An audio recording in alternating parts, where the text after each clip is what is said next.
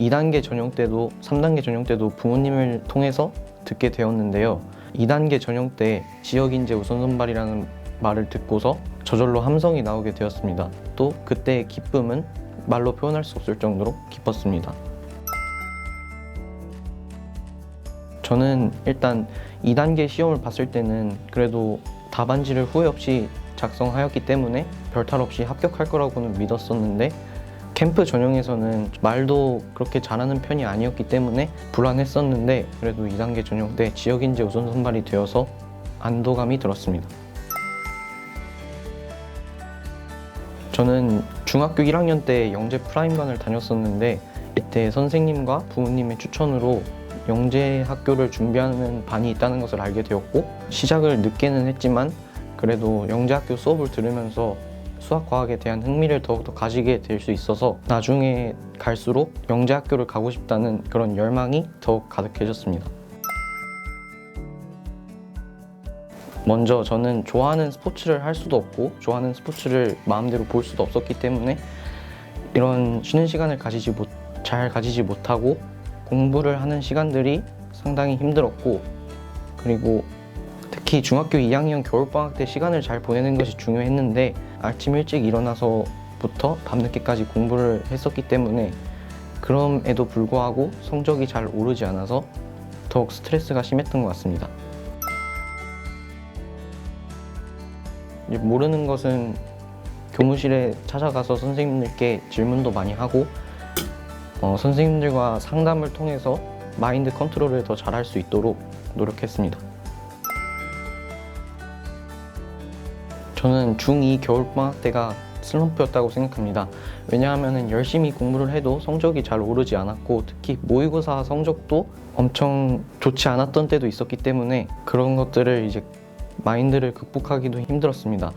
이 마인드를 극복하기 위해서 모의고사 때 틀렸던 내용, 오답들은 선생님들께 직접 질문을 하여 오답 노트를 정리하였고, 선생님들과 상담을 통해서 마인드 컨트롤을 잘 할 수 있도록 노력하였습니다.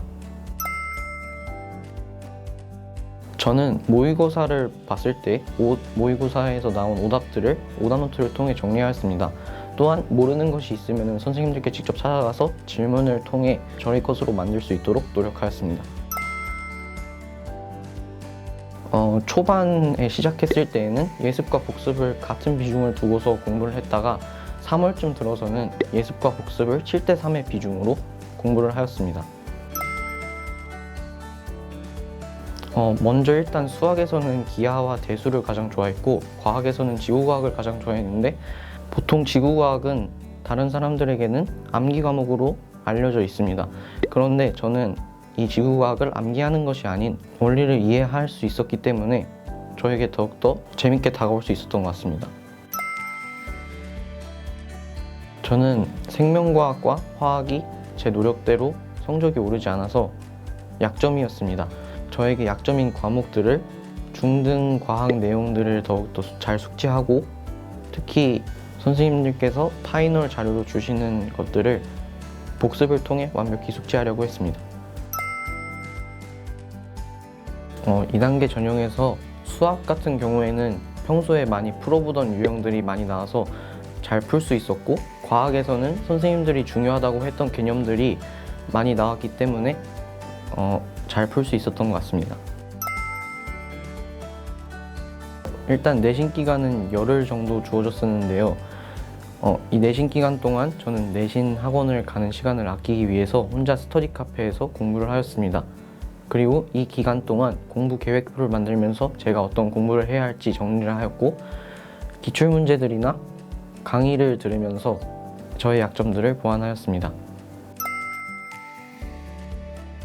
수학야침 영재관의 선생님들과 학생들 사이의 케미가 좋기 때문에 수학야침 영재관을 추천합니다. 또 선생님들이 시험 문제에 잘 나오는 것들을 잘 짚어주고 중요한 내용들도 잘 정리를 해주시기 때문에 2차 전형에도 3차 전형에도 상당히 많은 도움이 된다고 생각합니다.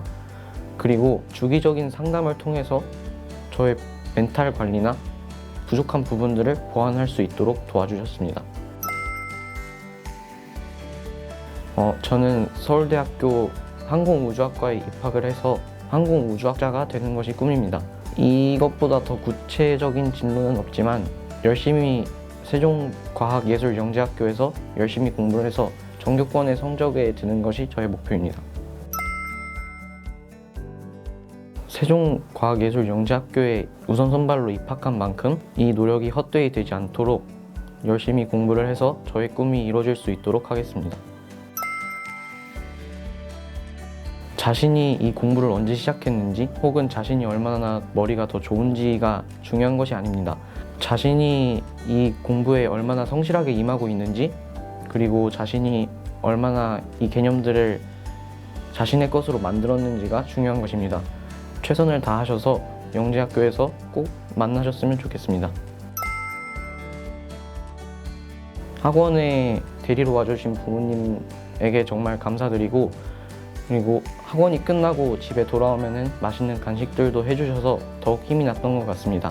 항상 부모님께 감사드리고 응원해 주셔서 감사합니다.